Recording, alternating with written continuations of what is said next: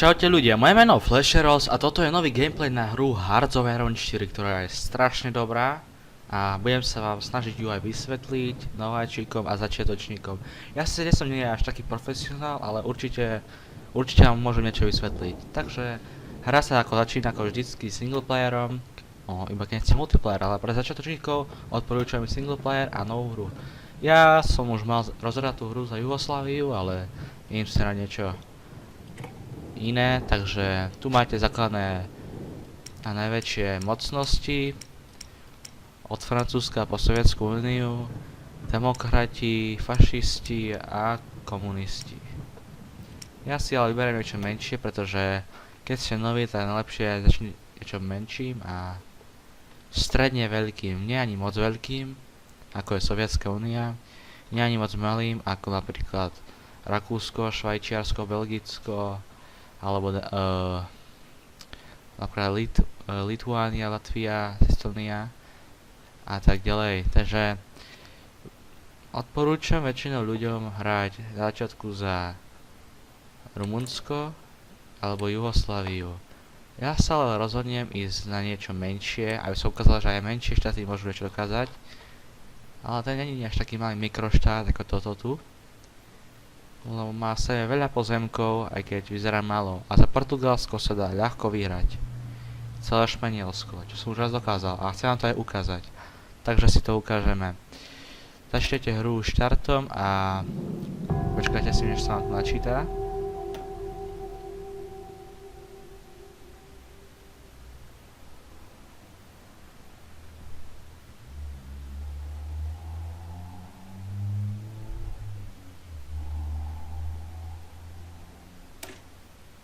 Takže sme tu takto vyzerá celý svet ináč. Je tu všetko. No a poďme sa pozrieť na náš malý štátik, Portugalsko, takže na začiatku má každý štát niekoľko divízií, ktoré sú proste, to je základná jednotka vojenskej armády, no. Divízia, mám tu všetko od pechoty po kavalériu. Kavaléria je väčšinou slabá, ale teraz poviem niečo dôležitejšie. Vysvetlím vám, že ako a čo funguje. Toto je vaša lajka štátu, za ktorou hrajete a kliknete si ju a pozrite si, čo tu máte. Takže obrázok svojho prezidenta, diktátora a tak ďalej. Tu máte výber na národné zameranie. Takže poďme najprv na to.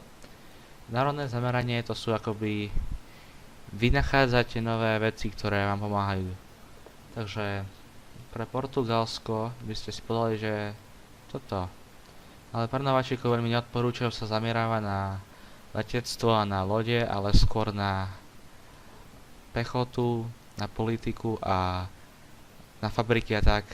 Takže pre začiatočníkov typujem, aby ste si dali toto, pretože potrebujete fabriky a to je ďalšia vec, ktorú vám ukážem.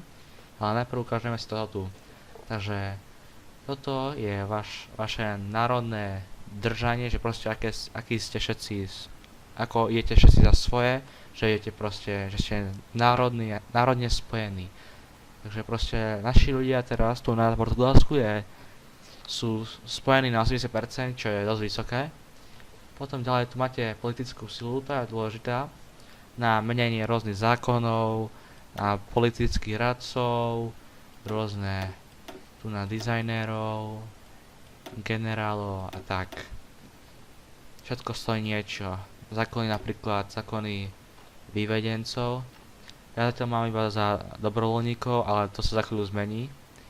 Potom máte export focus alebo trade law, čo znamená proste, že ako moc budete buď izolovaní alebo otvorení so svojím trhom. Ďalej tu máme ekonómiu, mobilizácia tak a politickí radci. Takže toto je základný panel, to si všimnite hneď. Ďalej tu máte tabulky, ktoré ukazujú, že čo je potrebné urobiť. Takže začneme s technológiou. Na začiatku väčšinou odporúčam toto robiť. Dávať si do tých tých posledných dvoch ikoniek na engineering a na fabriky. Takže dáme si toto a ďalšiu vec máte teda už čo chcete. Či už doktrínu, čo je vlastne stratégia, aká vaša armáda bude robiť. Takže buď nemecký Blitzkrieg, alebo delostrelectvo, zákopové vojny, to je začiatok, ale potom už bude mobilizácia tiež a ruská taktika. Takže ja si berem ale niečo iné. Začníme u zbrania podporové. Dobre, máme. Ďalšia vec, čo tu máme, je, že máme voľné cieľské fabriky. To znamená, že proste tieto fabriky nám budú pomáhať stávať veci od infraštruktúry, letecké základne, protiletecké základne, nie základne, skôr protiletecké väže, ktoré vám pomáhajú zostrieľovať lietadlá, keď ste pod útokom. Ďalej radary, čo ešte nemáme vynachádzané, áno. Ďalej máme tu military factory, to sú vojenské fabriky, ktoré budete používať na výrobu zbraní a vecí, ktoré budete potrebovať do armád. Takže dáme si nejaké postaviť, napríklad tu na. A pamätajte, že tieto fabriky sú veľmi dôležité, či už chcete na konvoje, na tradovanie, na suroviny, ako vám neskôr ukážem, alebo na stávanie, ako som ukazoval skôr. Môžete to aj iné veci. Základne na marínu, potom máte tu na rôzne tie budovy, ktoré proste zvyšujú vám šancu, že ako sa ubraníte. Ďalej máte tu syntetická rafinéria, to je na olej, silo a reaktor nukleárny na atomové bomby, ktoré môžete si vynájsť. Ďalej pôjdeme na produkciu. Takže vidíte, že tu je to červené. To znamená, že máme málo surovín.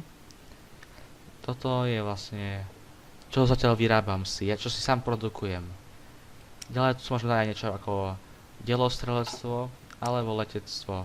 Tanky nemôžem, pretože nemám žiadne vynajdené a Portugalsko nemalo vynajdené. Takže keďže nemáme dostupné suroviny, pôjdeme do tohto tu miestečka Trade. Tu si vyberete, tu vám naskočí, že čo treba vám. Treba nám 1 hliník a 4 ocele, áno. Takže vidno, že máme veľa tungstenu, čo sa neskôr hodí. Ale poďme, takže kto najlepšie vám bude môcť dať oceľ? Ako inak Amerika. Tak, kúpime si, zrýchlime trochu hru pomocou tohto tu. Je dôležité vedieť to nastavovací. Takže kúpili sme si 4 ocele a chceme ešte hliník. Takže poďme to od Francúzska. Máme hliník. Takže teraz už máme dosť vecí proste nastávanie a funguje to naplno produkcia. Není spomalená kvôli nedostatku surovín. Ďalej, čo potrebujeme je, že nám chýba produkcia vecí, ktoré nám treba, čo je teraz u našej divízii pomocná artiléria a delostrelectvo. Takže tu na tej tabuľke budete rekrutovať svoje divízie. Na začiatku máte za národy rôzne, napríklad Portugalsko má obyčajnú pechotu, potom má nejakú elitnú jednotku, ktorá je malá, ale zase je elitná, takže ako prvá dostáva veci a ako prvá je proste o všetkom. Ďalej máme kavalériu, ktorú veľmi nepoužívam nikdy, vlastne, no nikdy nepoužívam. Je veľmi taká zbytočná, keď už máte tanky, ale ja nemám, takže to je v pohode. Takže môžeme, keďže máme dostatok mužstva, čo je ináč ďalšia dôležitá vec na vaše armády, a tu máte fabriky, takže dáme si mužstvo, nastavíme si, že kde chceme ich mať rekrutované, napríklad tu na tá divízie pôjde, a počkáme, než sa doplní dôležité veci, zbrania, čo potrebujú, delostrelectvo a tak. A tréning, to už bude samotný čas.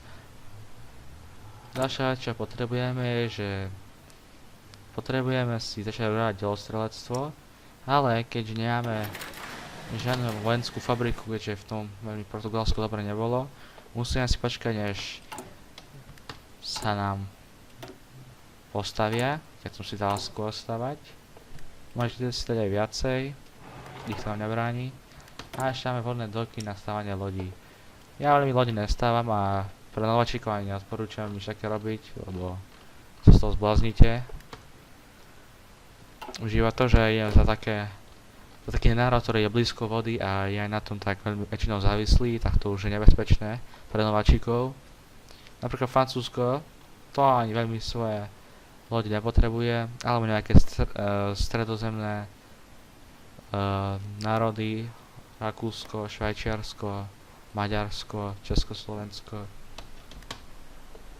Tak, máme armádu pripravenú. Za nejaký čas sa musí vyskytnúť v Španielsku občianska vojna medzi nacionalistickou stranou a socialistickou, čo je vlastne komunisti proti fašistom. Bude tu občianska vojna, ak to vyhrá, tak tých porazíme my. Zatiaľ si ja dám na toto naše hranice jednotky po jednom, že divízie. Máme si ich tak aj pevne rozložené.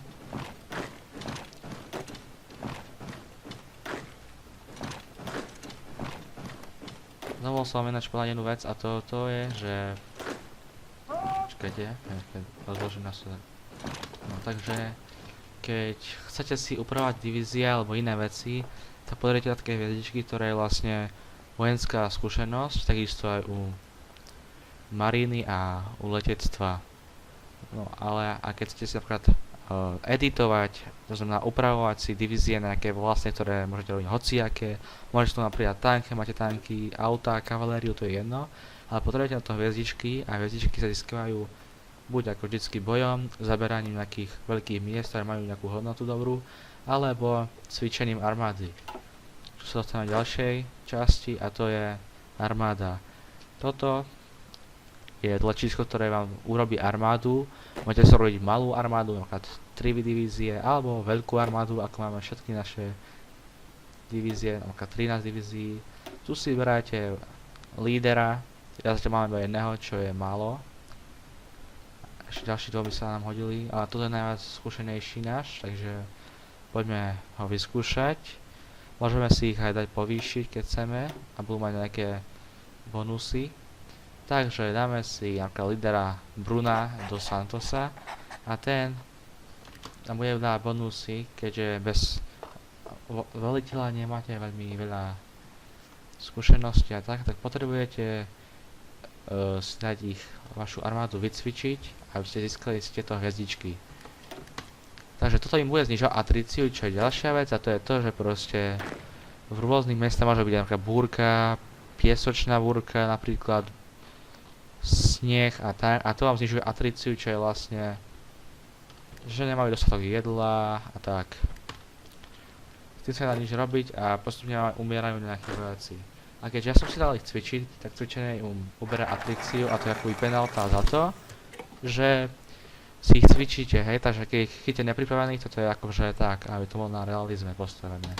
Takže náš národné zameranie je OK, takže teraz máte dve výbery, buď civilné alebo vojenské. Ja som vojenské, pretože nám treba naše diela. Vidíte, že nám ich treba, ale nemáme nič. Za chvíľu sa nám postavené naša vojenská fabrika beží a dáme si ešte nejakú civilnú. Takže na začiatku si nič nerobí. Máte na výber ináč na začiatku dve časové linie, to je prichádzajúca búrka, čo je keď začnete v roku 1936, alebo keď už bol rok 1939 a Hitler sa mi zdá, že sa útočil na Poľsko. Vtedy sa začína vojna, ale nie svetová. Svetová vojna sa začína až vtedy, keď Japonsko zaútočí na Ameriku. Máme novú technológiu, vynašli sme mechanické engineering, takže meracia medzi rádiom a týmto. Ja si dám toto, pretože to bude znižovať náš čas, ktorý strávime na vynachádzaní technológií. Keďže viete, bude to trvať dlhšie, tak si to ešte počkáme.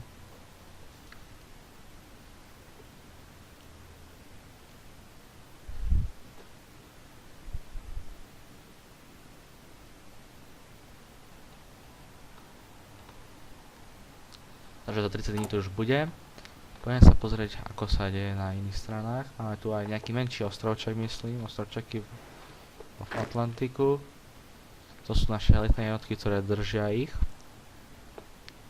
Tu máme aj nejaké menšie časti v západnej Afrike. Tu nás sú tiež aj dosť veľké v západnej Afrike. Aj, no to je už skôr južná. Mať kolónie je dobré na fabriky a tak. Tu si môžeme tam postaviť, keď chceme, takže napríklad dáme si jedna civilná, jedna vojenská. No páč, čo som to povedal. Je to super hra, hlavne keď sa už rozbehnete.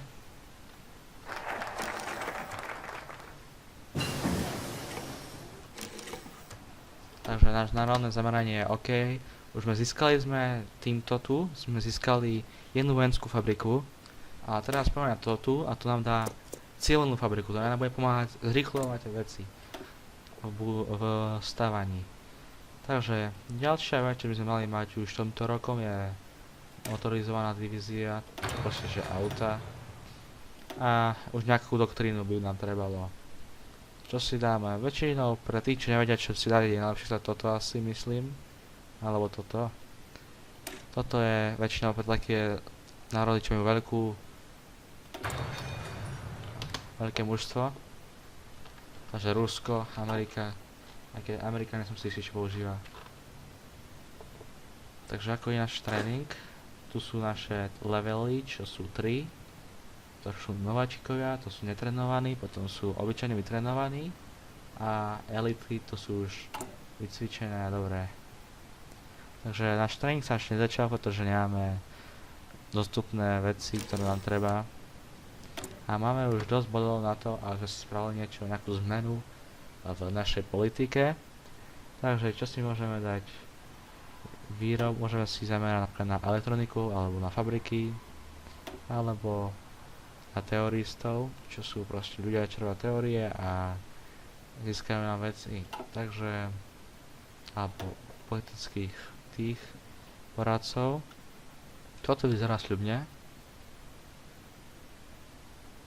A tu máte aj vždycky, v každom štáte máte 3 politikov a to je jeden, čo bude šíriť komunizmus, jeden, čo šíri fašizmus a jeden, čo šíri demokratizmus. Ja si ale dám toho, čo je kapitán fabrík a on mi bude zrýchľovať stavbu infraštruktúry, civilných fabrík a ešte niečoho. Takže vidíte, že sa nám naše hviezdičky získavajú, ale ich získame pomaly. Koľko? 300 denne, čo je veľmi málo, ale zatiaľ to netreba. Nikde sa neponáhľame, máme 3 roky na to a čas tu beží, aj keď naplno, tak strašne pomaly.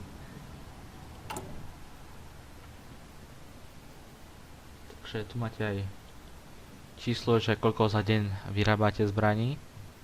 Ja ich vyrábam strašne málo, kvôli sladkú fabrik.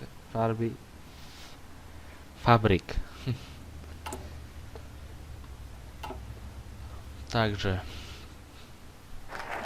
máme zase národný fokus a dáme si zase do zbrojenia. Lode môžete využívať na veľa vecí, keď už ste tak zaujatí na to a stala sa aj tá španielská civilná vojna. Takže lode máte tu na 4 veci, čo s nimi môžete, vlastne 5, čo môžete s nimi robiť, takže môžete si ich držať na mieste ako ja teraz. Môžete eskortovať konvoj, ktoré sú tie lode, ktoré vám tradujú vaše suroviny. Ďalej napadanie konvojov, to je presne opak toho. Hľadať a ničiť, to je proste, že hľadáte v nejakej oblasti nepriateľské lode. A patrol, to, že proste budete iba krúžiť okolo nejakej časti. Takže ja chcem vedieť, že ako či tu má Španielsko nejaké jednotky tu na, takže si to pošlem tu na patrol, čo je, aby proste sa pozerali a my bude tu ukazovať, že či tu majú nejaké jednotky. Takže keď je vojna, keďže sa vyskladá vojna, tak medzi sebou bojujú a tento štát je vlastne oslabený. Ja si počkám a keď jeden z nich vyhrá, tak toho porazím ja. To je moja taktika, ktorú som použil aj predtým. Máme vojenskú fabriku, takže dáme si ju do... No čo, dáme si do týchto diel, pretože oni sa pomaly robia. Ináč, čím viacej fabrik, tým sa aj viacej zvyšuje cena surovín. Toto znamená, že sa proste tie zbrane používajú na doplňovanie jednotiek, ktoré ich strácajú. Tak, už všetky naše jednotky sú elitné, takže už nemá zmysel cvičiť. Toto znamená, že sa zakopovajú na mieste, aby len nejaké bonusy na obranu. To isté aj pre nepriateľa.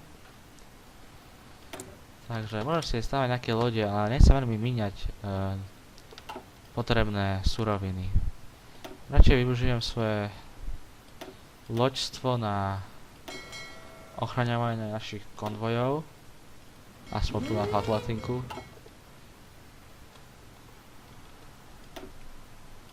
Počkaj, čo to je?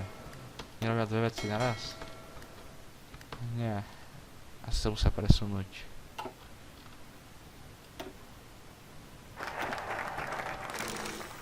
Takže máme zase národný fokus. Dáme si zase do civilných fabrík. A dáme si bod do zbraní. A ako som hovoril, čím viacej fabrík, tým viacej surovín a musíme zase získať niečo. Ďalšia oceň, takže zvýšime si náš deal s Amerikou a toto znamená, že proste tento deal teraz bude používať fabriky civilné, ktoré sa používajú pri stavaní, takže budete mať nejak spomalené stavanie, ale mne to nevadí.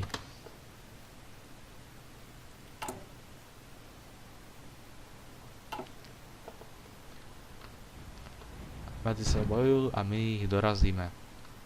Takže už je október a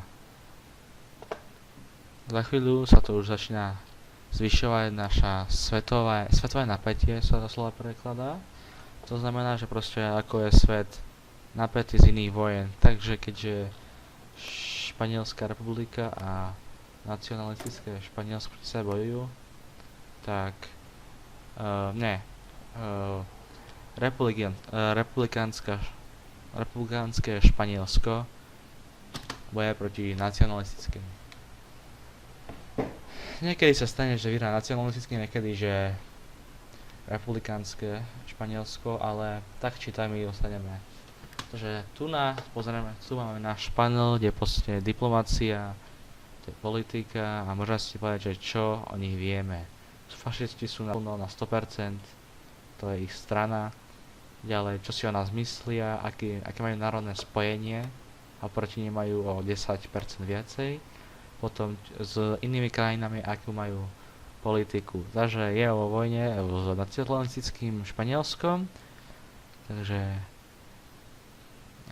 tak a že nacionalistické Španielsko dostáva zásoby a zbranie a tanky a tak, to sa dá robiť, keď ste nejaká silná mocenstvo. Môžete posielať niekomu nejaké zbranie a podporovať ho. A nacionalistické Španielsko je podporované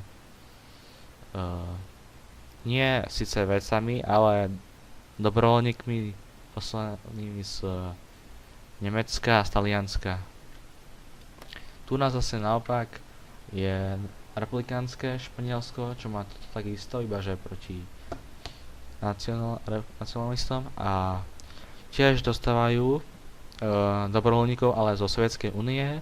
Taktiež má neagresívny pakt s Sovietskou úniou, čo je OK, a má military access s inými národmi, čo znamená, že má proste môže sa pohybovať s armádami po ich zemi.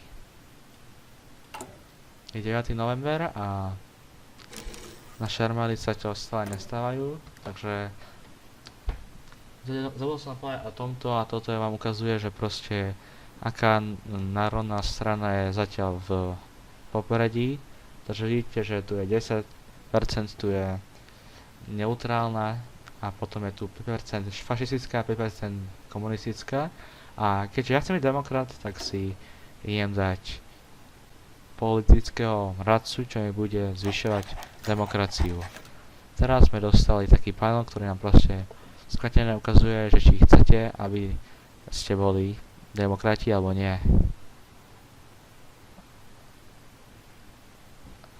Takže ja chcem, aby sa čo najskôr robili voľby, takže tu mám toto. Ten druhý výber bol, aby sa urobila nejaká druhá strana a potom vznikla civilná vojna, čo asi neviem, čo je dobré. Aj sa časom tak dlho nehrávaš, čiže by som niečo také musel robiť. A tu vidno, že sa zvyšujú, že nám demokratická strana tu sa objavila na 11 dokonca. Chtelo premenúť komunistov, fašistov. Máme dve nové technológie, takže môžeme si dať niečo. Doktrínu už máme. Delostrelectvo napríklad. A keďže nemáme, tak potrebujeme nejaké tanky. Zatiaľ budeme mať iba z prvej svetovej vojny tank, čo je úplne hovno, ale nevadí. Je 2. december.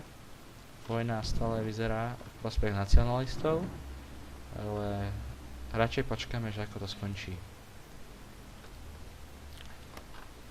Anglicko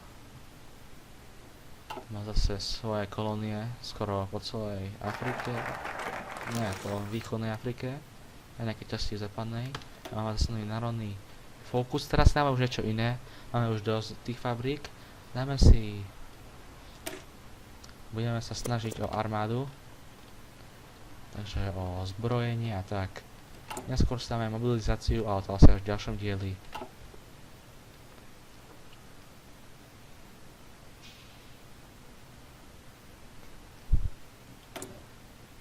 Myslím, že by si mohli asi nejaké ponorky tu nastavať, ale máme dve doky, takže to je OK. A potrebujeme čo zase? Olej. To ešte nikoho neodkupujeme, ale môžeme si to odkúpiť od Američanov zase. Lebo oni to majú najviac. A sú aj najlepší v tom, pretože majú otvorenú proste politiku, ktorá nám dovoluje s nimi tradovať naplno. My sa snažíme o to, ale nie sme ešte otvorení ako Američania alebo iné štáty. O Francúzsku je ináč kríza medzi demokratmi a komunistami. Takže kvôli menším problémom som musel vypnúť, ale už som tu naspäť. Takže čo sa deje? Rozprávame sa o demokracii. Demokracia sa stane našou národnou stranou a je rok 1947 a to už asi chvíľu bude koniec. Skončím to 2 mesiace. Takže tanky sa trénujú. Či aké tanky? Motorizovaná divízia za chvíľu už bude. Tá nám dostupila nové technológie, ako napríklad Medic Stan a tak. Medická company. Takže táto vojna vyzerá v prospech nacionalistov. Teraz sa rozhodnem na to, aby sa demokracia šírila na strácanie ale mojej politickej sily. Takže vynašiel som svoju doktrínu, čo je vlastne taktika, a idem ďalej študovať ďalšiu. To je dôležité. Náš národné zameranie na armádu sa domklo a keďže mám aj motorizovanú divíziu, tak to automaticky tiež. Ja sa chcem zamerať teraz na toto, čo je v podstate zbranie a veci, ktoré nám treba, vozidla, medické tašky, jedlo, voda a tak ďalej. To sú vojenské veci. No takže